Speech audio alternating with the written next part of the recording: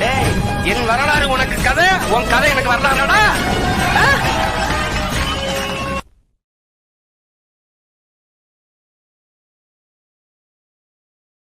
உலகெங்கும் பரிபாலும் தமிழர் அனைவருக்கும் வணக்கம். இது வரலாறு வழிவெளி. நான் செல்வகுமார்.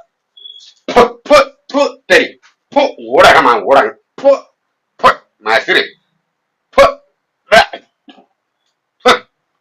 என்னையா ஊடகமா ஊடகம் ஊடக கருமமா என்ன இது? யோ, ஊடக கருமம் இல்லையா? அப்புறம் ஊடக தர்மம். ஓ, தர்மமா அது? ஆமா. தர்மம்னா என்ன, கருமம்னா என்ன சொல்லு. அதுக்கு வரையா? அதாவது ஊடக தர்மம் அப்படின்னா ஜனநாயகத்தின் 4ஆம் தூண் ஊடகம் அப்படின்னு சொல்றாங்க. ஆமா, அது என்னன்னா சாதாரண மக்களுக்கு எல்லாத்துக்குமே ஊடகம் வாயிலாக தங்களுடைய செய்திகளை, தங்களுக்கு தெரிஞ்ச செய்திகள் எல்லாத்தையும் மக்கள் கொண்டு சேர்த்தது பேர் ஊடக தர்மம். உண்மை செய்தியை கொண்டு சேர்க்கணும். சரியா சொன்னவர். உண்மை செய்தியை கொண்டு சேர்த்தணும். இப்ப என்னாச்சுன்னா, இந்த நாம் தமிழ் கட்சியில இருந்து ஒரு 3000 பேரு திமுக கட்சியில இணைறாங்க அப்படின்னு தோணுச்சு. ஒரு முன்னதால இருந்து நாளைக்கு இணைய போறாங்கன்னா இன்னையில இருந்தே போட ஆரம்பிச்சுட்டாங்க. ஒரு வாரத்துக்கு முன்னாடி இருந்தே போட ஆரம்பிச்சாங்க. போட்டுறாங்க 3000 பேர் இணைய 3000 பேர் இணைய போறாங்கன்னு. அந்த 3000 பேர் எப்படிங்கிறது உங்களுக்கு தெரியும்? சொல்லிருப்பாங்க யாராவது. 3000 பேர் கரெக்டா கூடிய ஒரு ஆள் இருந்திருப்பான்ல. ஓ, சொல்லிருப்பாங்க. அவருயா அவருதான் சொல்லிருப்பாருயா. யோ, என்னையா பண்ற? அவரு என்ன? அவரு யோ இப்படி இந்த அவரு இல்லையா, அவரு பெயிண்டர். மேகமணி அந்த பெயிண்டர் தான் கொடுத்துருப்பாங்க தகவல். இந்த பஸ்ஸுக்கெல்லாம் முன்னாடி பின்னாடியே லிப்ஸ்டிக் அடிச்சு விட்டானே அந்த அவனை எப்படி கேளு. சரி, அவனே நம்ம நாம் தமிழ் கட்சியில இருக்கிறது அது தீர்ந்து போன கிரீஸ்டப்பா. அந்த கிரீஸ்டப்பா என்னாச்சு, சும்மா கடமடா கடமடான்னு உருண்டு கிடந்தது. அது எப்ப பார்த்தாலும் கட்சிக்குள்ள ஒரே சலசலப்பா உருண்டு கிடந்துன்னு சொல்லிட்டு அண்ணன் செந்தமிழன் சீமானா பார்த்து இந்த செந்தில் ஒரு படத்துல கவனம் பண்ணிட்டு உதப்பான் தெரியுமா கிரீஸ்டப்பாவை, அந்த மாதிரி உதச்சு தள்ளுன்னு கிரீஸ்டப்பா தள்ளுனே அவன் நேரா போய் எங்க போயிட்டான். ஏன்னா அவனுக்கு இங்க இந்த இடத்துல உருட்டுறது பெறட்டுறது இதெல்லாம் அதிகமா இங்க இருக்கு. அயோக்கிய பயலுக்கு திருட்டு பயலுக்கு அப்படின்னு சொல்லி உதச்சி வீசியாச்சு. நல்லவனுக்கு மட்டும் தான் நாம் இருக்கு. சரியா? அந்த மாதிரி போனதுமே அது என்னாச்சு, போன இடம் சேர்ந்த இடம் மாதிரி இடம். அது பயங்கரமான பெரட்டு பித்தலாட்டம் வேப்பமரித்தனம் எல்லாத்தையும் புகலிடம். எல்லா தில்லுமுள்ளும் அங்கதான் பண்ணாங்க, அங்கதான் இருக்கு. அந்த இடத்துல போய் சேர்ந்து என்ன பண்ணுவேன், அவனுக்கு தில்லுமுள்ளு தானே பண்ணுவேன். 3000 பேர்த்த சேர்த்துன்னு சொன்னாங்கல்ல, அப்படி ஏதாவது போய் பொய்ய சொல்லி ஏமாத்திட்டானே. அதைத்தான் சொல்றேன். 3000 பேர் சேர்ந்திருக்கான்னு ஊடகத்துக்கு சொல்றதுக்கு முன்னாடி அவங்க தலைமைக்கு சொல்லியிருக்கான். சொல்லிருப்பான்ல. அவங்க என்ன சொன்னாங்க, அவங்கள நம்பிட்டாங்க. நம்பி என்ன பண்ணாங்க, அறிவாளிகளா இவங்க மத்த வேலையெல்லாம் நிறுத்திட்டு அப்ப எல்லாத்தையும் அறிவாலயத்துக்கு வர சொல்லுன்னு சொல்லிட்டாங்க. இந்த அறிவாளி செய்யல, இந்த அறிவாலயத்துல போய் அதை நிரூபிச்சிருக்கிறான் பாரு. நிரூபிக்கலாம் சொல்லிட்டு சரி தலைமையில இணைய போறான்னு சொல்லிட்டு எல்லா பஸ்ல இருந்து எல்லா ஊர்ல இருந்து தமிழ்நாட்டுல இருந்து பெரியார பத்தி பேசிட்டாருங்கிறதுக்காக 3 மாசத்துக்கு முன்னாடி வழங்கணுவன், 6 மாசத்துக்கு முன்னாடி வழங்கணுவன், 2 வருஷத்துக்கு முன்னாடி வழங்கணும்லாம் கட்சியில இருந்து நீக்கி விட்ட. வேண்டாம், இவங்க எல்லாம் ஆகாது, இதுக்கெல்லாம் சல்லையா இருக்குன்னு சொல்லி துரத்து விட்ட ஆளுகள் எல்லாம் கூப்பிட்டு அறிவாலயத்தை கொண்டு இறங்கியிருக்கான். எத்தனை பேரு? 31 பேர். ஓ, சரியா? எண்ணி அவங்களே சொன்ன கணக்கு பார்த்தா நம்ம ஆளுகளை பார்த்தோம்ல, அது ஒரு 31 பேர் கூட ஆகாதியா. அந்த மாதிரி ஒரு 30 பேருக்கு கூப்பிட்டு சரி 3000 பேருன்னு சொன்னா பாரு. எனக்கு இதுல ஒரு சந்தேகம் வருது, சொல்லியா? இப்ப 3000 இல்ல, அந்த அறிவாலயத்துல எத்தனை பேர் உட்கார முடியும்? ஒரு 1000 பேரு மீறி போனா ஒரு 1200 இருந்து 1500 பேர் உட்காரலாம். அது வேணா உட்கார முடியாதுங்கிறாங்க. ஆமா. அப்புறம் மீதி இருக்கிறவங்க பூரா என்னையா ஒருத்தனுக்கு மேல ஒருத்தன் தோள்பட்டையில ஏறி உட்காந்து அடிப்பான அடிக்க வச்ச மாதிரி உட்காந்து இருப்பாங்களோ. 3500 பேர் கீழே வந்து அதுக்கு மேல 1500 பேர் ஒருத்தன் தோள்பட்டையில உட்காந்து இருப்பாங்களோ. அதை நம்ம ஊடகத்துக்காரன் தான் கேட்கணும். அவனத்தையும் கேட்கணும். உலகம் முழுது பரப்பிட்டாங்க அவங்கதான். இந்த ஊடகம் சொல்லி சொன்ன போது நமக்கு ஞாபகம் வருது. சரி, நம்ம விஜயகாந்த் ஐயா இருக்காருல கேப்டன், நீ இப்ப துப்புன மாதிரியாவது அவரு அப்ப துப்பிட்டாரு. ஒரு பத்திரிகையா ஊடகமா அப்படி துப்புனாரு. நீ துப்புற, தமிழ்நாடே துப்பிட்டே இருக்கு. துப்புனாரு. இப்ப ஊர் உலக துப்ப ஆரம்பிக்கிறாங்க. அதுக்கு எல்லா ஊடகத்தையும் நம்ம சொல்ல முடியாது இல்ல. ஒரு சில நல்ல ஊடகங்கள் நடுநிலை ஊடகங்கள் இருக்குது. இது மாதிரி செய்யக்கூடிய தவறான கர்மம், சரி தர்மம், ஊடக தர்மம் உள்ள அந்த சேனல் மட்டும் தான் நம்ம பெரும்பாலான ஊடகம் திமுக ஐடிவிங்ல வேலை செய்யறவங்க ஊடகம் மெயின்ஸ் மீடியான்னு சொல்லிட்டு உட்காந்துருக்காங்க. ஐடிவிங்ல வேலை செய்யறவங்க பூரா ஆனா பேர் மெயின்ஸ் மீடியா ஊடகமா அப்படி வச்சுக்கிறாங்க. சரி, நம்ம பெயிண்டர் மாமனார் வீட்டு பக்கத்துல ஒருத்த ராமச்சந்திரன் வந்து நின்றான். அவன் என்ன நினைக்கிறான், சரி போய் அங்க மேடையில் ஏறி நானும் பேசுறேன் அப்படின்னு சொல்லி பேச ஆரம்பிச்சு, தீமன் வந்து கதாசிரியர், நாங்க கதாசிரியர் நம்பி ஏமாந்துட்டு இவ்வளவு நாள வாழ்வாதாரத்துல இறந்துட்டேன் அப்படின்னு இருக்க ஐயா. இப்ப எங்க போய் நிக்கிறேன்? சீமான் கதாசிரியர் கருணாநிதி என்ன என்னையா அப்படி தப்பாவெல்லாம் சொல்ல மாட்டீங்க. கருணாநிதி என்ன கப்பல் வியாபாரியா பண்ணிட்டு இருந்தாரு, அவரும் கதை எழுதிட்டு இருந்தாரு. இப்போ உதயநிதி ஸ்டாலின் அவரு என்ன பண்ணிட்டு இருக்காரு, அவர் டிக்கு டிக்கு டிக்கு டிக்கு இப்படி நயன்தாரா கூட டான்ஸ் ஆடிட்டே இருந்தவரு. அவர் நிறைய பேர் சூப்பர் ஹிட் படம் இல்ல, அதை நீதான் சொல்லிக்கணும். பார்க்க மாட்டேன், அவ்வளவு பெரிய நடிகர் அவரு. அவரு எல்லாமே சினிமாவில கதையா எழுதிட்டாயா நமக்கு ஏமாத்திட்டாங்க. அவர் பெரிய புத்திசாலி தான். இந்த பெயிண்டர் என்ன பண்ணிக்கிறான், சரி கூப்பிட்டு போனாங்கல்ல, அவங்க எல்லாம் அறிவாலயத்தில் போய் பேட்டி எடுக்கிறாங்க. அப்ப நீங்க எந்த கட்சியில இருந்து வந்திருக்கீங்க, நீங்க யாருங்க, அந்த விஷயத்தெல்லாம் நீங்க பார்க்கும்போது கேட்டாங்க. கேட்டோம், நீங்க நாம் தமிழ் கட்சியில இருந்து வரீங்களா? இல்லைங்க, நான் இல்லைங்க, நாங்க பரம்பரையா திமுகவுல தாங்க இருக்கிறேன் அப்படிங்கிறான் ஒருத்தன். பரம்பரை திமுக காரங்களே கூப்பிட்டு போய் திமுக கட்சியில நினைக்கிறேன் பெரிய இதையும் நம்பிட்டாங்களா அந்த கட்சிக்காரங்க. மட்டுமா இன்னொருத்த போய் கேக்குறாங்க, நீங்க நாம் தமிழ் கட்சியில எந்த பொறுப்புல இருந்தீங்க?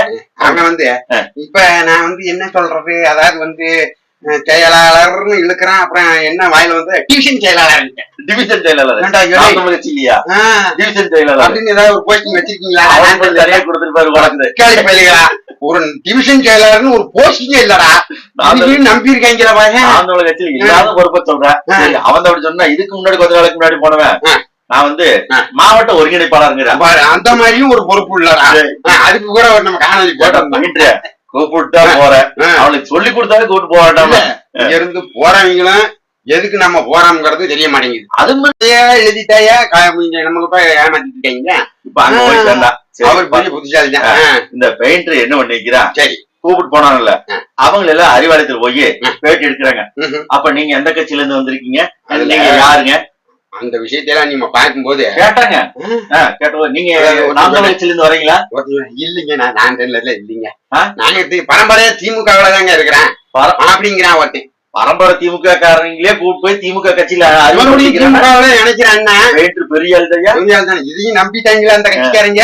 மட்டுமா இன்னொருத்த போய் கேக்குறாங்க, நீங்க நாம் தமிழ் கட்சியில எந்த பொறுப்புல இருந்தீங்க? அவங்க வந்து இப்ப நான் வந்து என்ன சொல்றது, அதாவது வந்து செயலாளர்னு இழுக்கிறான். அப்புறம் என்ன வாயில வந்து டிவிஷன் செயலாளர், டிவிஷன் செயலாளர் இல்லையா, டிவிஷன் செயலாளர் அப்படின்னு ஏதாவது ஒரு போஸ்டிங் வச்சிருக்கீங்களா? நிறைய கொடுத்துருப்பாரு.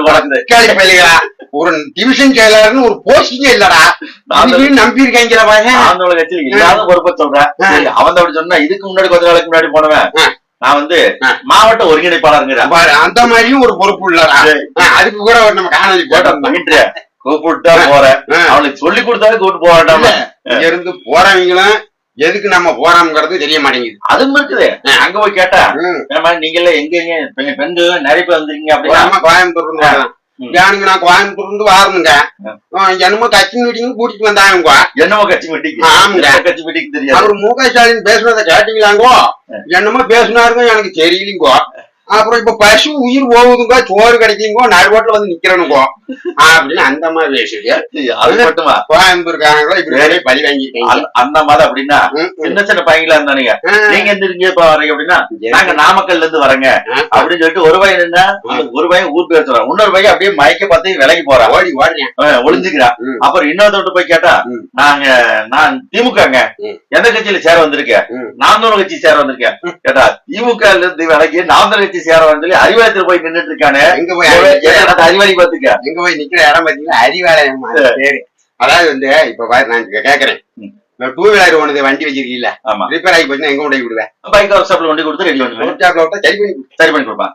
ஆஸ்பத்திரிக்கு போறேன், எதுக்கு உடம்பு இல்லாம இருக்குது, சரி பண்ண போட்டு மாத்திரை மருந்து சரியாயிரும். ஆமா, அறிவாலயத்துக்கு எதுக்கு போகணும்? அறிவு வளர்த்துருக்கு தான். அறிவு இருக்கிறவங்க போறாங்க இடமா இது, அதானே அறிவாலயம்னு பேரு. ஆனா அவங்களுக்கு பகுத்தறிவுன்னு ஒரு தத்துவம் வச்சிருக்காங்க தெரியுமா? ஆமா, அந்த பகுத்தறிவு இருக்கிறவங்க போய் அந்த அறிவாலயத்துல போய் நின்றுட்டு இப்படி ஒரு பகரக்காயா இருக்காங்களே, அவங்க நல்லா ஒண்ணு தெரிஞ்சுக்கங்க, அறிவாலயங்கிறது எதுக்குயா? போன வளர்த்துறதுக்கு. அறிவியல் தான் போவானே பரம்பரை திமுக இருக்கிறவன் என்ன காரணத்துக்காக வந்தாங்க, என்ன கூட்டத்துக்காக சொன்னாங்க, இவங்க போட்ட தலைப்பு என்ன, மாட்டு கட்சியில இருந்து நாம் தமிழர் கட்சியில இருந்து 3000 பேர் வந்து இணைந்தாங்க திமுகவிலேன்னாங்க.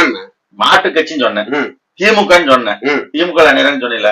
அதுக்கு நாம் தமிழர் கட்சியில இருந்து 3000 பேரு. என்னமா எனக்கு தெரிஞ்சு இந்த பெயிண்டரு இங்கதான் இருந்து பிரார்த்தனை பண்றான்னு சொல்லி கிறிஸ்டப்பா ஓச்சு வெளியில அனுப்புனா அங்க போய் என்னென்ன வேலை பார்த்திருக்குவாரு. இவனை நம்பி இவங்க என்ன நினைக்கிறாங்க, அறிவாலய சாவி கொடுத்து எல்லாத்தையும் வந்து உட்கார சொல்லு, எல்லாரும் நம்ம தலைவர் முதலமைச்சர் தலைமை கட்சியில இணைறாங்க அப்படின்னு அளவுக்கு பில்டப் பண்ணி நம்ப வச்சிருக்கிறான் பாரு. எப்பேற்பட்ட முதலமைச்சரா இருக்கிறாரு அந்த கட்சியினுடைய தலைமை.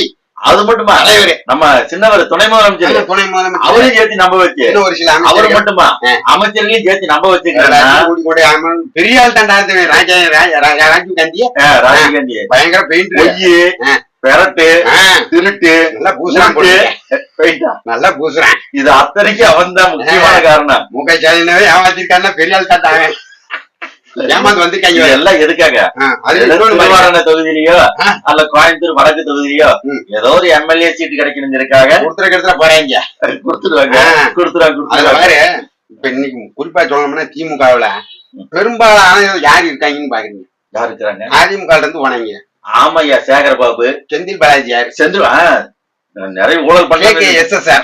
ஆமாய்யா, அப்புறம் இந்த போக்குவரத்து துறை அமைச்சர் ராஜா கண்ணப்பண்ண. ஆமா, எல்லா பயிலும் பூரா இங்க இருந்து அங்க ஒரு வய கூட இல்ல வெக்கு வெக்குன்னு எழுத்துட்டு கிடக்குறாங்க. இல்ல அப்படி இல்ல இருக்காங்க இல்லையா, திமுக இருக்கிறவங்களுக்கு அறிவு இல்லையாட்டுக்குது. அதனாலதான் அறிவாலயம் வேற வச்சுக்காங்க. அதனால என்ன பண்ணாங்க, மத்த கட்சியில இருக்கிற வரங்க அறிவாளிகள் எல்லாம் கூப்பிட்டு அமைச்சராக்கிட்டு இருக்காங்க. யாராவது திமுகலயே பரம்பரையா இருந்து அமைச்சர் யாராவது ஐயா தவிர வேற யாரும் நாங்க பிறப்புல இருந்தே திமுக அப்படின்னு சொல்லி யாராவது வந்து அமைச்சர் ஒருத்தரும் வரமாட்டானே, எல்லாம் வேற கட்சியில இருந்து போனாதான் அமைச்சர். இப்ப பாருங்க, திமுக காப்பாத்தணும்னா இப்ப வேற கட்சியில இருந்து போய் ஆளுக்கு சேர்ந்தாதான் திமுகவே இருக்கான், இல்லைன்னா இல்லங்கிற நிலைமை கொண்டு வந்து விட்டாங்க. என்ன காரணம்னா இங்க இருக்க திருட்டு பட்டு விட்டுலாம் ஏற்கனவே இருந்த கட்சிக்காரங்க வெளியில சொல்லாம போயிட்டாங்க. ஊடக வெளிச்சம் இருக்காட்டி அதெல்லாம் மறைச்சிட்டாங்க. இப்ப என்ன பண்றாங்க, நாம் தமிழ் கட்சியில இருந்து 3000 பேருக்கு கூட்டு போய் சேர்ற அளவுக்கு நிலைமையில இருக்கிறாங்க. அப்ப நாம் தமிழ் கட்சி பெரிய கட்சியா, திருட்டு திமுக பெரிய கட்சியா பாருங்க. ஆனா இதுல வந்து அவரு இன்னொரு முக்கியமான விஷயத்தை சொன்னாரு. இன்னைக்கு வந்து எல்லாரும் பெரிய அரசியல் அனாதைகளா இருந்துகிட்டு நாளைக்கு நான் தான் முதல்வர் அப்படி இப்படின்ட்டு பேசிட்டு திரியிறாங்க. அவங்க பேரையெல்லாம் நான் சொல்ல முடியாதுங்க, சொல்லணும்னா அப்புறம் வந்து அது நான் அவங்களை அடையாளப்படுத்தி விட்ட மாதிரி பெரிய ஒரு பெரிய என்னமோ தமிழ்நாட்டுக்கு இது ஊர் உலகத்துக்கு அவர் அடையாளம் யாரு என்னங்கிறது பூராத்துக்கும் தெரியும். ஸ்டாலின் சொன்னா கூட அவரு யாரு அப்படின்னு கேட்கற கூட ஆள் இருக்குது. ஆனா சீமான் சொன்னா தெரியாத ஆளே இல்ல, அதுக்கு நீங்க தான் விளம்பரப்படுத்தி விட்டதே காரணம். அந்த அளவுக்கு இருக்குது. சிவனேன்னு இருந்தாலும் இவங்களால விளம்பரப்படுத்தி படுத்தி 3000 4000 போயிட்டு இருக்கிறீங்க. கொஞ்சம் நெஞ்ச இந்த ஒரு அறிவுள்ளவன் திமுக இருப்பான்ல, அவங்க எல்லாம் இப்ப என்ன புலம்புறாங்க தெரியுமில்ல? அப்பாடி இந்த சுவிய கொஞ்சம் வாயை பொத்திட்டு கம்முன்னு இருக்க சொல்லு. இந்த ராஜீவ் காந்தி பெயிண்டர் அவனையும் கொஞ்சம் கம்முன்னு இருக்க சொல்லுங்கடா. ஏன்னா இவனுங்க நீ சீமான சீண்ட இங்க நாரிக்கிட்டு இருக்குது குழப்பு. நாம சொல்ல பத்தின வரலாறு இப்ப தெரிஞ்சிருக்கு. இப்ப இந்த சோபி பண்ண வேலையினால இப்ப பெரியார் எல்லாத்தையும் போட்டு மொங்கு மொங்குன்னு குத்திட்டு இருக்காங்க இங்க போட்டு. எப்படித்தான் நம்ம கட்சி வளர்த்துறதுன்னு தெரியல. அடுத்து கருத்தியலா பேசுறாங்க, அதுக்கு கருத்தும் ஒரு மதுரும் இல்ல நம்ம கிட்ட. தயவு செய்து பேசாதீங்கடான்னு அவங்களும் சொல்லித்தான் பாக்குறாங்க ஒரு சில ஊப்பிகள். ஆனா அவங்க கொஞ்சம் அறிவு இருக்கும்ல, ரொம்ப எவ்வளவுதான் அவமானப்படுறது நாங்க அப்படின்னு ஒரு அவங்களுக்கு இருக்குல்ல, எப்போ அடிச்சா வலிக்காத மாதிரி எவ்வளவு நேரம் நடிக்கிறது அப்படிங்கிற மாதிரி எவ்வளவுதான் அசிங்கப்பட முடியும். கொஞ்சம் வாயை போத்திட்டு கம்முன்னு இருங்கடான்னு எவனும் இருக்க மாட்டான்னு புலம்புறாங்கன்னு கேட்க முடியும். நீ பேசுனா இப்படித்தான் மானம் கட்டித்தான் தெரியணும். அப்புறம் 26ல நக்கிட்டு தான் போவோம் உங்களுக்கு. மீண்டும் மற்றொரு சந்திக்கலாம். நன்றி, வணக்கம். வணக்கம்.